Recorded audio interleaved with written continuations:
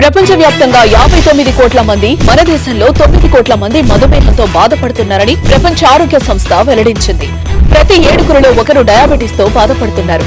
భవిష్యత్తులో ప్రతి 7గురిలో 4 అయ్యే అంచనా. డయాబెటిస్ మీద పూర్తి అవగాహన అందించి డయాబెటిస్ నుంచి తెలుగు ప్రజలను కాపాడే ప్రయత్నం చేస్తోంది సుమన్ టీవీ.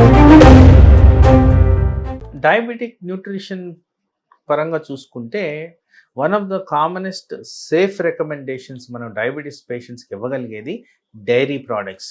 డైరీ ప్రోడక్ట్స్లో బాడీకి సంబంధించిన friendly protein, friendly fatty acids అనేవి న్యూట్రిటివ్ వాల్యూస్ బెటర్గా ఉంటాయి. ఫర్ ఎగ్జాంపుల్, మిల్క్ ద్వారా వచ్చే మనకి ప్రోటీను, మిల్క్ ద్వారా వచ్చే విటమిన్, మిల్క్ ద్వారా వచ్చే కార్బోహైడ్రేట్స్ కూడా మనకి బాడీకి పర్టికులర్గా డయాబెటిక్ ఓరియంటెడ్ పేషెంట్స్లో బెటర్ మెటబాలిజం ఉంటుంది. దానివల్ల బెటర్ బెనిఫిషియల్ ఎఫెక్ట్స్ ఉంటాయని కూడా మనం ఎవిడెన్స్గా చూస్తున్నాం.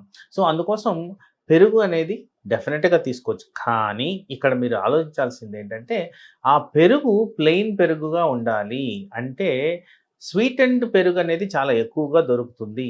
అలాంటిది ఆర్టిఫిషియలీ స్వీటెండ్ పెరుగు వాడొద్దు. ఎందుకంటే షుగర్ పేషెంట్స్లో షుగర్ కంటెంట్ని నివారించే విధంగా ఉండాలి కాబట్టి ఆ కర్డ్ అనేది మనం అది గమనించుకోవాల్సిన అవసరం ఉంది. దాని నెక్స్ట్ రికమెండెడ్ అమౌంట్ ఆఫ్ పెరుగు అనేది usual recommendation is about 100 grams per day.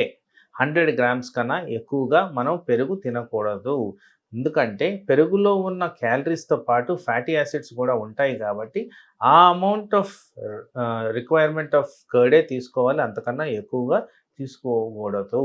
And తీసుకునే విధానంలో కూడా ఎక్కువ శాతము మధ్యాహ్నం పూట ఈ పెరుగు కన్జ్యూమ్ చేసిన దానివల్ల health related benefits, digestive problems రాకుండా డయాబెటీస్కి సంబంధించిన న్యూట్రిటివ్ వాల్యూస్ కూడా సంపూర్ణంగా వస్తాయి. కాబట్టి పెరుగు అనేది మధ్యాహ్నం పూట తీసుకున్నందువల్ల డయాబెటిక్ పేషెంట్స్లో చాలా మటుకు హెల్త్ బెనిఫిట్స్ ఉంటాయని చెప్పి గమనించారు.